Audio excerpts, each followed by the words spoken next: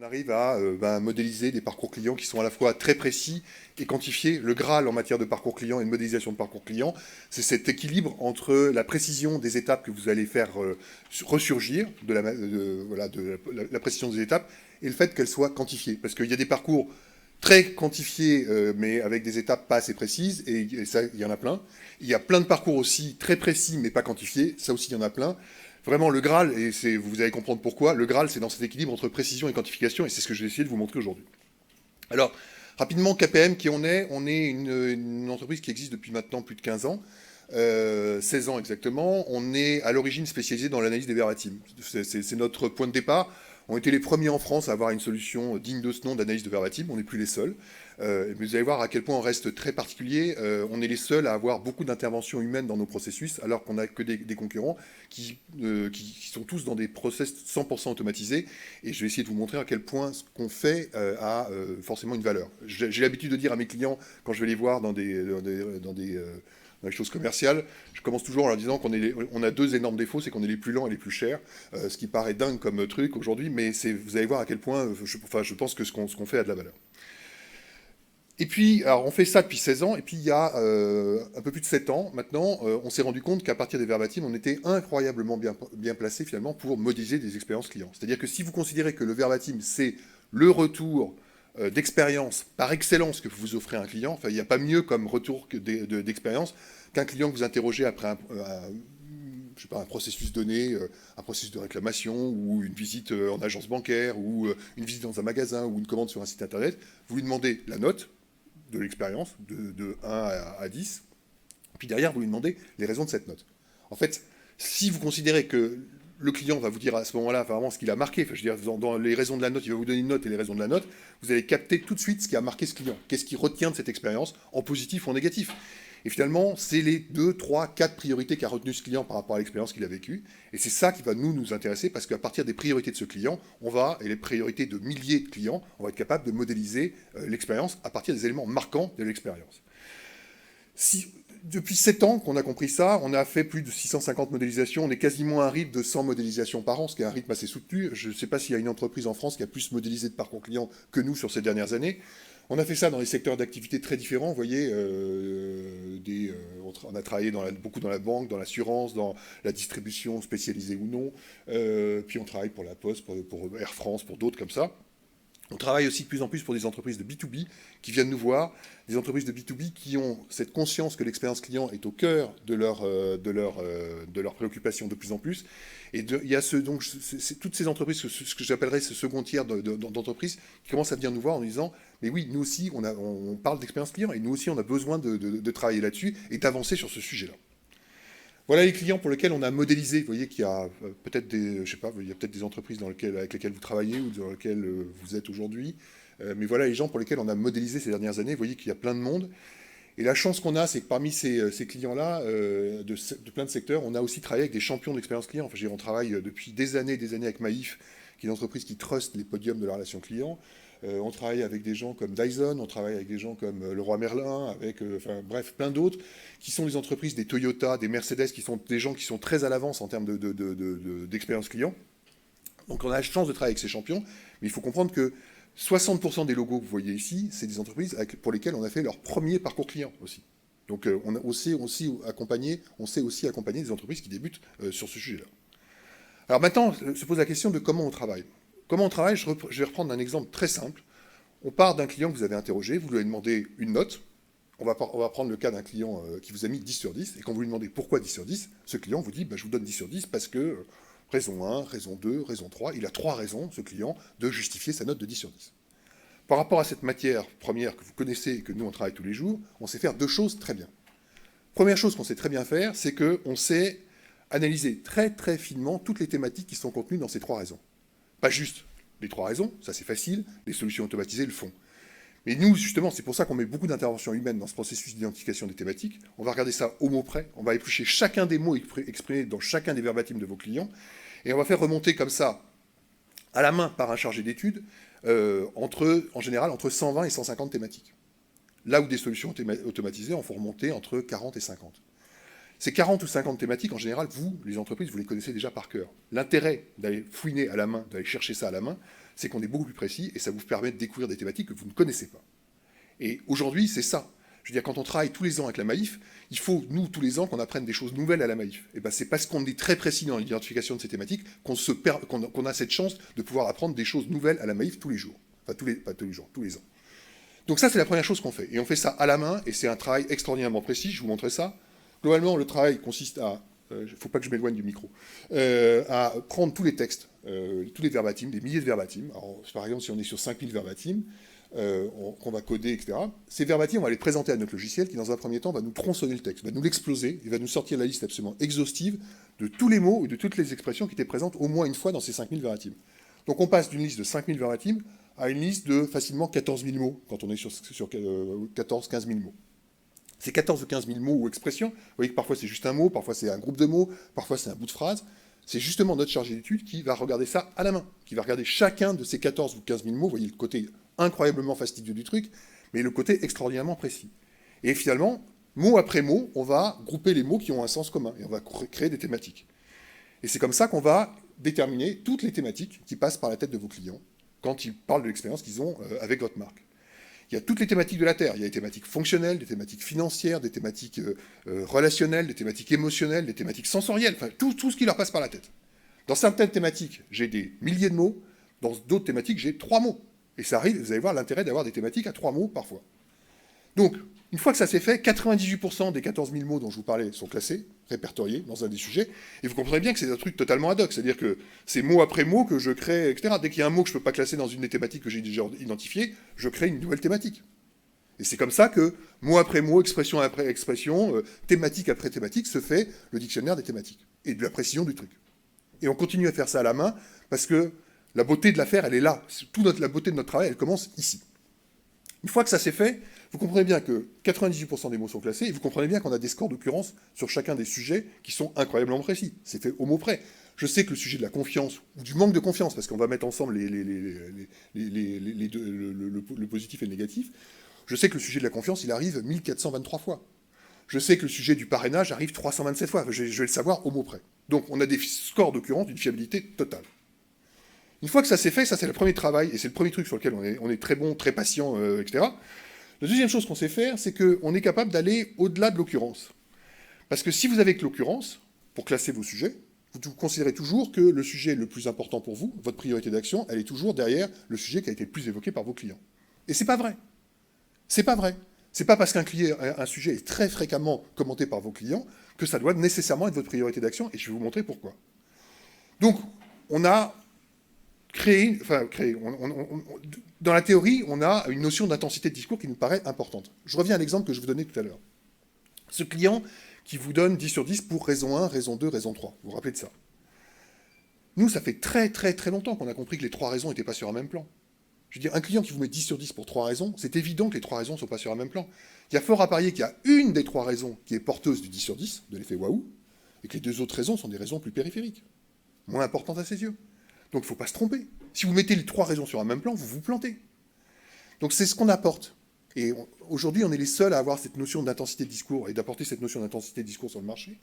Et on est capable de vous dire avec une grande certitude que la vraie raison du 10 sur 10, dans les verbatims de ce client, elle est derrière la raison 2, par exemple. Comment est-ce qu'on arrive à faire ça? En fait, on est capable de voir, et ça c'est toute la beauté de l'affaire, c'est qu'on est capable de voir que la syntaxe qui est utilisée par ce client pour phraser la raison 2 démontre chez lui des niveaux d'implication dans son discours autour de la raison 2 qui sont très supérieurs au niveau d'implication qu'il a pour parler des raisons 1 et 3. Il y a une implication supérieure sur la raison 2, et c'est grâce à la syntaxe qu'on comprend ça. Et donc, du coup, on est capable de comprendre que la raison 2, c'est cette vraie raison, c'est la vraie raison du 10 sur 10. Et c'est super important de comprendre ça. Alors, c'est un peu théorique, je vais vous donner un exemple. On va dire que si vous me posez une question, on va dire que j'ai 2 façons de vous répondre. Première façon que je vais vous répondre, c'est de vous dire ma réponse à votre question est X. Alternativement, je peux vous répondre en vous disant X est la réponse à votre question. Vous voyez que c'est la même réponse que je vous donne, c'est quasiment rigoureusement les mêmes mots que j'utilise, il y a une petite différence très ténue entre un ma et un la, et pourtant, si vous regardez ça un petit peu avec un peu d'intuition, vous comprenez bien que derrière chacune des 2 réponses que je vous ai faites, les intentions ne sont pas complètement les mêmes. Si je vous ai répondu en vous disant X est la réponse à votre question, vous voyez la grande emphase que je mets sur la réponse que je vous donne, sur le X, voyez le côté très affirmatif d'une réponse comme ça. X est la réponse à votre question, il y a un côté, on va pas en parler, enfin, il n'y a pas de place pour un dialogue dans un truc comme ça. Il y a un côté, c'est comme ça et c'est pas autrement, basta.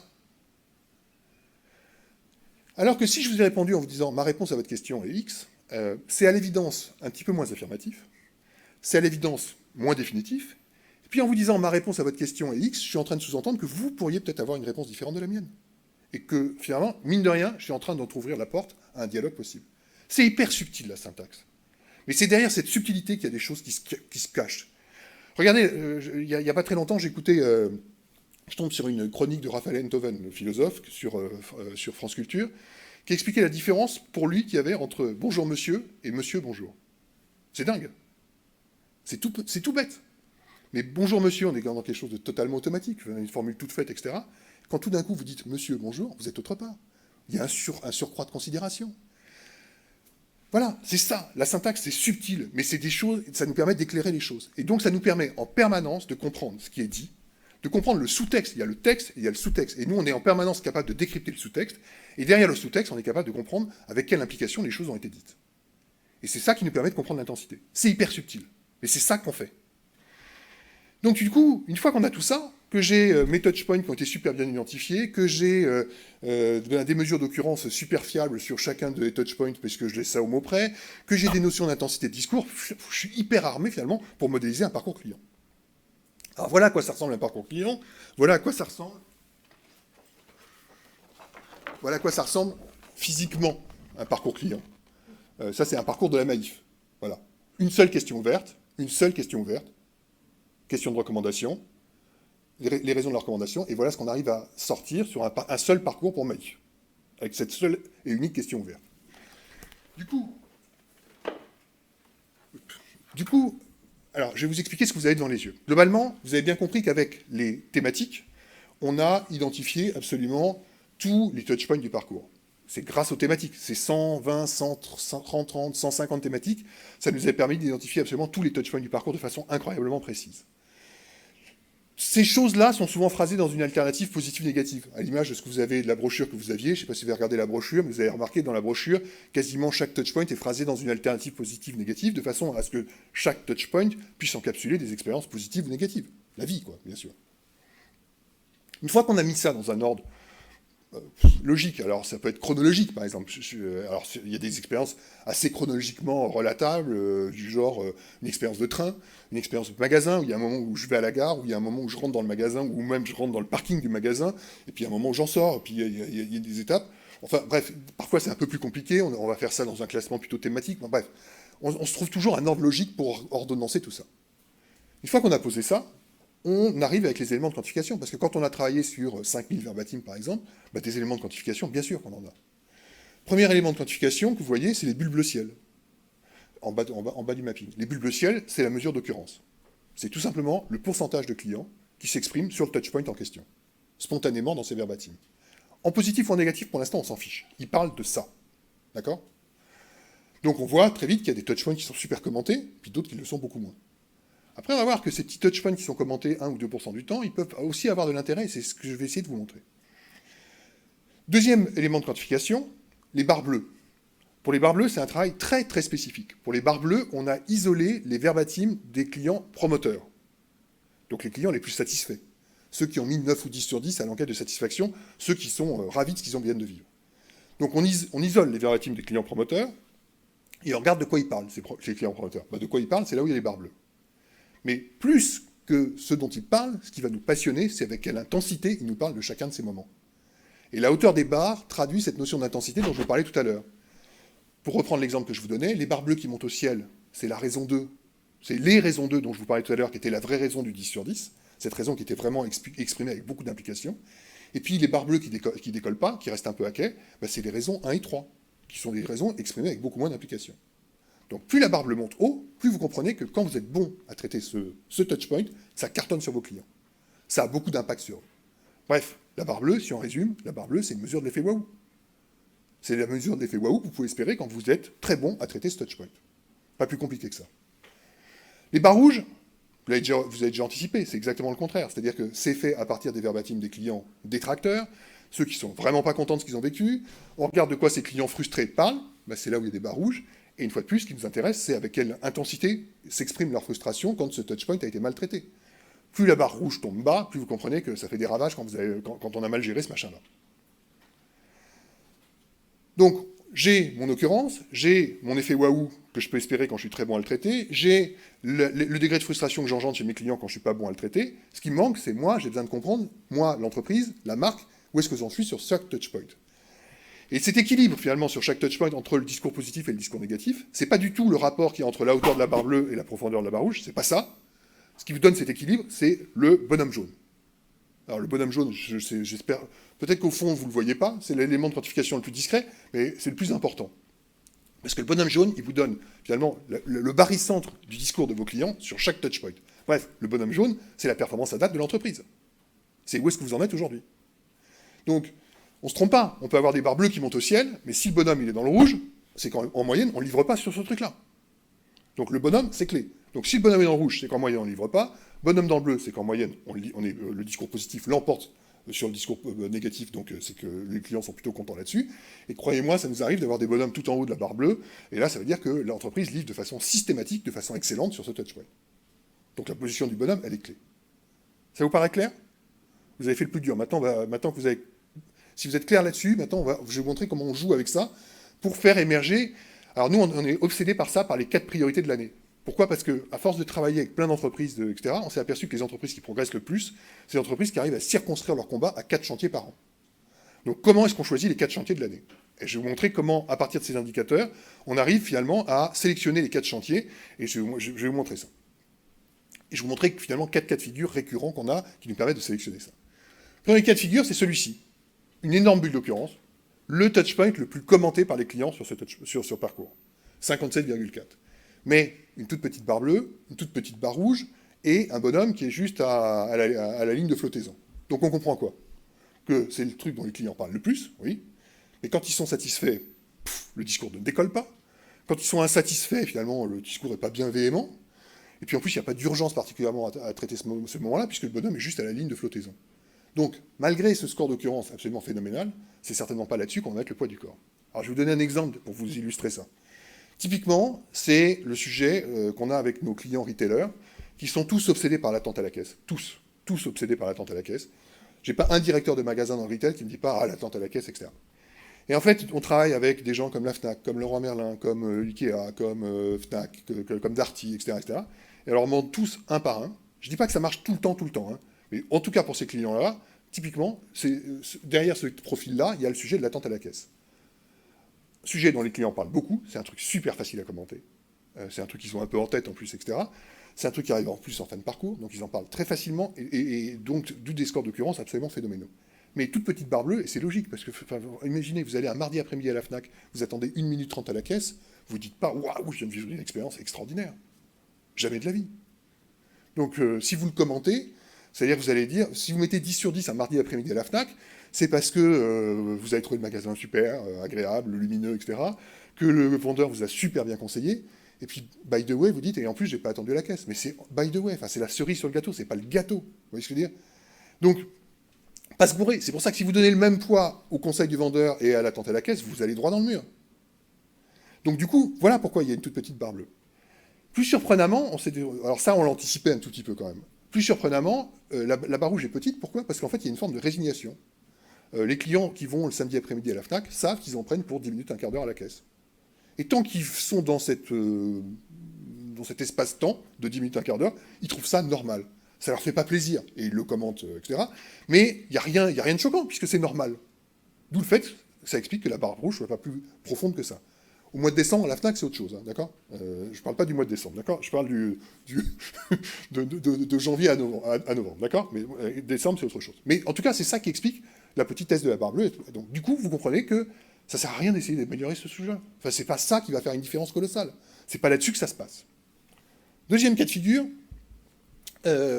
sujet qui nous passionne, une grande barre bleue qui monte au ciel, occurrence de 2%.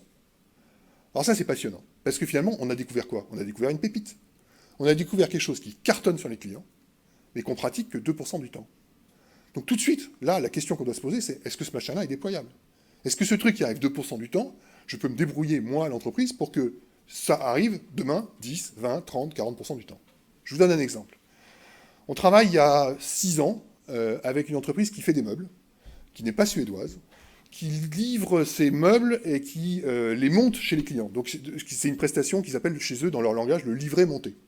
Et donc quand on fait le parcours pour eux du livret-monté, on s'aperçoit que la plus grande barre bleue de l'étude, c'est un moment très précis, c'est le moment où le livreur, c'est le moment où le livreur a fini de monter le meuble, se retourne vers le client et lui posait la question il y a 6 ans, qui était « Est-ce que vous pouvez me dire où sont vos poubelles ?» Les poubelles de l'immeuble, sous-entendu. Le client demande « Mais pourquoi 6 ans ?» Et le livreur, très fier, de dire bah, « Écoutez, ce que je vous propose, c'est de rassembler les cartons, c'est de les plier, puis je les descendrai moi-même aux poubelles de votre immeuble, c'est toujours ça que vous n'aurez pas à faire. » Plus grande barre bleue de l'étude. Les clients absolument surpris par ça. Occurrence, 2,3%. Alors du coup, moi je ne comprends pas pourquoi l'occurrence est aussi faible, et la réponse je l'ai. C'est-à-dire le jour où j'ai présenté ça au codir de l'entreprise en question, je comprends bien qu'autour de la table, personne ne sait que certains de leurs livreurs font ça. Ils le découvrent là, pendant cette étude. Et là, ça va vite chez eux, ils se disent, oula, mais attends, ils voient l'importance de la barre bleue, l'occurrence, ils se disent, quoi, ça leur prend quoi? Sur une prestation de 45 minutes, plier les cartons, ça va leur prendre 3 minutes maximum. Ok, on met tout là-dessus, on va mettre le paquet là-dessus. Et ils se disent, on va passer de 2,3% à plus de 70% d'occurrence, c'est leur objectif, en 1 an. En fait, ils vont y arriver en 15 mois. Et en 15 mois, ils vont passer de 2,3 à 70% d'occurrence là-dessus. Ils vont le systématiser. Ils vont faire venir leurs 10 champions, parce qu'en fait, ils avaient 10 champions sur leurs 200 livreurs qui faisaient ça, qui ont expliqué devant les autres comment ils faisaient. Ils ont expliqué que derrière, il y avait des gros pourboires à la clé, et que ça valait certainement le coup de s'emmerder un peu avec ça, et ils y sont allés. Et ils sont passés, et alors ils nous ont demandé de les aider, parce qu'ils ne sont pas tous à l'aise, tous nos livreurs ne sont pas très à l'aise avec ça, donc qu'est-ce qu'on peut faire pour faire ça? Et en fait, on s'est mis avec 2 designers un matin, en une matinée c'était plié, on avait défini les postures, les éléments de discours, etc. etc. Et surtout, j'ai un des 2 designers, les designers sont des gens formidables, j'ai un des 2 designers qui me dit, mais attends, c'est pas juste où sont les poubelles qu'on va faire, on va faire où sont vos poubelles, plus on va tous les équiper d'un petit aspirateur de poche. Et non seulement ils vont demander où sont les poubelles, mais derrière, en s'assurant bien sûr d'être regardés par le client, sinon ça n'a aucun intérêt, ils vont sortir leur petit aspirateur de poche et ils vont faire à l'endroit où ils ont travaillé. Et vous voyez la différence entre avoir son propre aspirateur de poche et demander à quelqu'un, est-ce que vous pouvez me passer votre aspirateur? L'aspirateur, il n'y a rien de plus chiant à aller chercher qu'un aspirateur. Bref, donc ça fait une différence colossale. Ils ont cartonné, sur une échelle de 10, ils ont gagné 2,5 points en 1 an. Avec quoi? 3 minutes de temps du livreur et 200 aspirateurs de poche. 2 ans après, ils sont venus nous voir en disant « Comment ça va être copié ?» Parce que les autres, ils ont bien compris qu'on avait pris un petit temps d'avance, etc. Ils nous ont dit « Est-ce que vous auriez une autre idée ?» Puis nous, on a des benchmarks dans le monde entier sur la relation client. Et on leur dit « On a repéré un cuisiniste à New York qui demande systématiquement à ses collaborateurs, quand ils installent une cuisine chez un client, le premier geste qu'ils font, c'est qu'ils doivent mettre des pochons plastiques autour de leurs chaussures quand ils rentrent chez le client. » On leur a dit « Les pochons plastiques. » Et voilà, et ça va dans le même insight. Enfin, oui, c'est le même truc, c'est cette idée de « On est incroyablement respectueux de l'intérieur de chez vous. » Donc voilà, et voilà comment, sur des choses faciles, rapides, on peut faire des différences, et voilà comment on peut exploiter cette barre. Et c'est pour ça que, vous voyez l'intérêt d'aller repérer ces trucs qui arrivent 1 ou 2% du temps, parce que derrière, vous avez potentiellement des pépites. Et c'est ça qui est intéressant. Ce que je veux dire, c'est que si au début, le tamis n'est pas fin dans l'identification des thématiques, ça, vous ne le voyez jamais, jamais, jamais. Donc c'est aussi parce qu'on est très fin au début qu'on arrive à détecter ce genre de choses. Troisième cas de figure, 6 minutes, moi je dirais, pas 5. Troisième cas de figure, celui-ci, une grosse bulle d'occurrence, donc très comparable au 57,4 que je vous ai commenté il y a 5 minutes, mais cette fois-ci avec une amplitude de barre qui n'a juste rien à voir. Et vous voyez bien tout de suite. Donc l'occurrence est là, donc c'est pour ça que c'est un chantier prioritaire, parce que l'occurrence est là, 48,9, donc un client sur 2 qui en parle spontanément. Donc c'est une chiffre d'occurrence plancher. Vous imaginez que c'est ceux qui l'abordent spontanément, il y en a peut-être d'autres qui y ont pensé mais qui ne l'ont pas vécu. Il y a une vraie urgence là-dedans, parce que le bonhomme, il est dans le rouge et bien dans le rouge, c'est-à-dire que rien qu'à la position du bonhomme, vous comprenez que 80% des expériences relatées par vos clients sont négatives sur ce touchpoint. Qu'en plus, quand ça tombe, ça fait assez mal, parce que la barre rouge, elle est assez profonde, donc vous comprenez que finalement, ça fait quand même des dégâts. Et puis tout d'un coup, il y a quand même un incroyable motif d'espoir, parce que les rares fois où vous êtes bon, vous êtes très très très bon, puisque c'est la plus grande barre bleue du parcours. Donc, 80% du temps, on ne livre pas, mais les 15-20% du temps où on arrive à livrer, on livre de façon extraordinaire. Donc là, forcément, vous comprenez que c'est là-dessus qu'il faut mettre le poids du corps. Parce que vous vous dites, poids du corps, parce que l'occurrence est là, parce qu'il y a l'urgence du bonhomme, et surtout parce qu'il y a un potentiel de progression qui est juste vertigineux. Le potentiel de progression étant la distance entre là où est votre bonhomme aujourd'hui et le haut de cette barre bleue. C'est ça votre potentiel de progression. Et c'est comme ça que nous, on va hiérarchiser les choses. En se disant, voilà, finalement, ce potentiel de progression, il est juste colossal. Et en plus, derrière, enfin, sur le comment travailler ce touchpoint, finalement, on ne travaille pas à l'aveuglette, puisque derrière la barre bleue, j'ai les 200, 300 verbatim de clients qui m'expliquent, eux, comment ils ont été absolument enchantés sur ce moment-là. Donc la recette, elle est déjà chez vous. La recette, elle est déjà dans les verbatim de vos clients. Il faut regarder ce qui se passe, comprendre, et on acte derrière. Donc, forcément. Et puis, dernier cas de figure, et je terminerai là-dessus, le signal faible. Ça a l'air d'être une mauvaise nouvelle parce que la barre rouge est profonde, etc. Mais c'est souvent comme ça qu'on va identifier, finalement, les sujets émergents chez vos clients.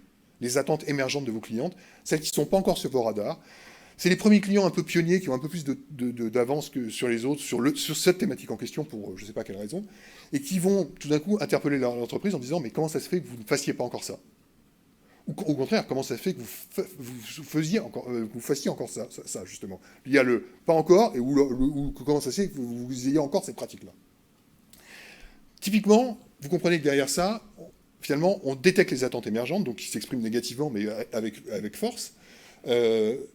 On comprend que c'est émergent puisque l'occurrence est très faible, mais surtout, on comprend que derrière, qu'il y a la possibilité de plugger des nouvelles offres ou des nouveaux services. Finalement, quand vous détectez ça, finalement, c'est une opportunité d'avoir un temps d'avance sur les autres. Je vous donne un exemple. Il y a 12 ans, on travaille pour Auchan, et on récupère 5000 verbatim à l'issue de visites en magasin, en hypermarché, de clients Auchan. Et sur ces 5000 verbatim, il y en a 5 qui nous parlent d'un sujet qui nous passionne, parce que c'est le sujet qui déclenche la plus grande barre rouge de l'étude. Mais 5 sur 5000, l'occurrence, est de 0,1%. 0,1%. C'est l'aiguille dans la botte de foin. Et le sujet, à l'époque, il y a 12 ans, c'est le sujet des produits halal. C'est-à-dire, ce sont les 5 premiers consommateurs d'obédience musulmane, à l'évidence, qui interpellent Auchan en disant « C'est un scandale, il n'y a pas de produits halal chez vous. » Ça, c'est le texte. Mais le sous-texte, c'est pas un sujet de disponibilité produit. Le sous-texte, c'est « Ça en dit long sur la place que Auchan accorde à la communauté musulmane en France. » C'est une idée de considération, de reconnaissance de la communauté musulmane en France. S'il n'y a pas de produits produits halal chez Auchan, ça en dit long sur la place que Auchan accorde à la communauté musulmane, tout simplement. Donc, quand on comprend le sous-texte, et l'intensité du discours qui est autour de ça, on va voir Auchan en leur disant il est en train de se passer un truc là-dessus. Alors là, les gens d'Auchan, c'est des gens très pragmatiques, ils me disent Laurent, t'es gentil, 0,1%, on s'en fout, on s'en fout. 6 mois après, vague 2, c'est plus 5 personnes qui en parlent, c'est 50, avec toujours la même intensité de discours. Et alors là, je les vois que ça les troule un tout petit peu plus, ils s'en foutent déjà moins, et puis, mais ils me disent trop rien. Et je sais que pendant ce temps-là, ils vont commencer à sourcer des fournisseurs de produits halal au cas où. 6 mois après, je débarque pour la vague 3. J'ai même pas déballé l'ordinateur, ils sont 12 autour de la table, ils sont là, on en est où sur les produits halal? Il n'y a plus que ça qui les intéresse, quoi. On en est où sur les produits halal? Et là, le coup est parti, c'est 200 clients qui en parlent, et on est à 4%. Et là, ils ont un sourire comme ça jusqu'aux oreilles, parce qu'ils ont tout préparé, ils ont tout dans les cartons, et ils savent qu'ils vont y aller, qu'ils vont être les premiers. Auchan a été le premier hypermarché en France à avoir des rayons halal dignes de ce nom, là où il y avait la clientèle pour. Il reste aujourd'hui formidablement en avance sur ce sujet-là. Allez voir, dans certains Auchan, les rayons halal sont juste prodigieux. Et surtout, ils n'ont jamais oublié l'insight de départ. C'est-à-dire que l'insight de départ sur les produits halal, c'est une histoire de reconnaissance de la communauté musulmane. C'est une histoire c'est une revendication communautariste. Ça n'a rien à voir avec la cuisine du monde. Vous voyez ce que je veux dire? Donc du coup, c'est toujours très bien séparé. Il y a toujours le rayon halal et les rayons cuisine du monde qui sont très séparés. C'est pas du tout le même insight et c'est pas du tout la même chose. Je ne veux pas consommer des produits halal pour faire des découvertes gustatives. Vous voyez ce que je veux dire? Ça n'a rien à voir. Donc c'est très... Voilà, en un mot, et je terminerai là-dessus, pile à l'heure, ce qui est pas mal, ça m'arrive rarement, donc j'en suis tout ébouriffé moi-même. Voilà le travail qu'on vous propose, c'est-à-dire c'est vraiment cette mise à plat de l'expérience client, de façon très précise, avec les verbatim, il n'y a pas meilleur matériel que ça. C'est l'identification des moments clés du parcours, pas se gourer. Vous avez vu qu'on pouvait très facilement passer à côté de certains sujets. C'est aussi l'identification des signaux faibles, et Dieu sait si ça peut être intéressant, vous voyez, dans l'histoire des produits halal, qui vous donne un coup d'avance sur des attentes émergentes de vos clients. Et puis la mise en évidence de bonnes pratiques, très isolées aujourd'hui, qu'on pourrait déployer, qui sont faciles à déployer. Enfin, je veux dire, déployer une bonne pratique, c'est un bonheur dans l'entreprise, parce que tout d'un coup, vous leur dites, on va faire un truc génial tous ensemble, et qui était très positif, alors qu'on n'arrête pas de leur asséner des trucs qui ne fonctionnent pas, et des trucs qu'il faut redélinguer. Déployer une bonne pratique, c'est génial. Et dans l'équilibre des 4 priorités d'action, il doit y avoir un peu de tout. Il doit y avoir au moins une bonne pratique qu'on déploie, il doit y avoir au moins une attente émergente qu'on essaye d'anticiper, et peut-être 2 chantiers prioritaires sur lesquels on travaille. Mais voilà comment on va travailler. Ça vous paraît clair? Oui? Des questions ou pas? Non? Bon, si vous n'avez pas de questions, on est sur un stand là, juste quasiment à l'entrée, là, etc. Donc vous pouvez venir nous voir pour plus de détails. Ouais? Oui, une question?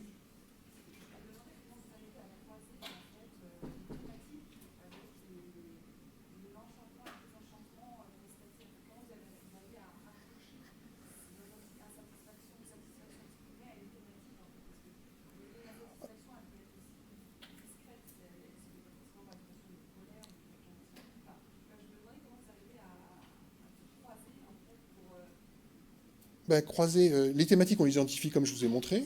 Et puis après, sur chaque thématique, une fois qu'on a les 550 fois où ils parlent d'accueil, je vais voir le nombre de fois où ils en parlent de façon positive, négative ou neutre. Et puis après, on regarde à chaque fois l'intensité du discours. On va regarder chacune des combinaisons de syntaxiques qui parlent des 550 fois où ils sont exprimés sur la notion d'accueil. Et puis on va mettre on a créé une échelle de 1 à 10, c'est-à-dire sur l'implication. Et en fait, en croisant... donc la thématique, elle est identifiée. Je sais qu'elle arrive 550 fois, donc j'ai le score d'occurrence. Après, j'ai un score de positif, négatif, neutre, ce qui est assez facile à faire. Mais après, surtout, on arrive à cette notion d'implication. C'est-à-dire que je ne fais pas 1 plus 1 plus 1 plus 1 plus 1 égale 550, parce que c'est une hérésie. Ça voudrait dire que, quel que soit le client, quelle que soit son expérience d'accueil, quelle que soit sa sensibilité personnelle à l'accueil, ça a toujours le même poids. C'est une véritable hérésie. Et c'est pour ça que cette notion d'intensité de discours, elle vient nous aider à comprendre avec quel ressenti les clients sont exprimés. Et donc, on crée une échelle de 1 à 10. C'est l'idée que quelqu'un qui est incroyablement impliqué dans son discours vaut certainement 10 personnes qui sont à un niveau quasiment zéro d'implication. Et donc, au lieu de faire 1 plus 1 plus 1 plus 1 égale 550, je vais additionner des 7 plus des 3, des 8 plus des 2, etc. etc. Ça me permet d'avoir un score d'implication sur cette thématique. Après, je peux isoler ce score d'implication sur les promoteurs, de l'isoler sur les détracteurs de cette thématique. Enfin voilà, j'ai toutes ces possibilités-là. Je réponds un peu techniquement à votre question, mais c'est ça ? Non, non, non, non, non, non, il n'y a pas de subjectivité. Non, non, non, justement, parce que c'est une machine qui est derrière ça. La machine qui met les pondérations, etc., c'est justement tout le logiciel qu'on a qui a... on a intégré toutes les combinaisons syntaxiques possibles et imaginables de la langue française, enfin, et d'autres, parce qu'on travaille dans 9 langues. Donc c'est la notion de la valeur relative de la parole. Voilà, on est tous dans une... On le sait tous. Il y a des moments où on est très impliqué dans ce qu'on raconte, et d'autres on est moins. On le sait tous. Et bien cette notion de la valeur relative de la parole, c'est la syntaxe qui porte ça, et c'est grâce à cette syntaxe qu'on arrive à cette pondération. Voilà. Rapidement brossé, hein, mais je voulais faire un peu en accéléré, mais c'est ça qu'il y a derrière. Merci. Merci en tout cas, merci à vous. Merci à vous.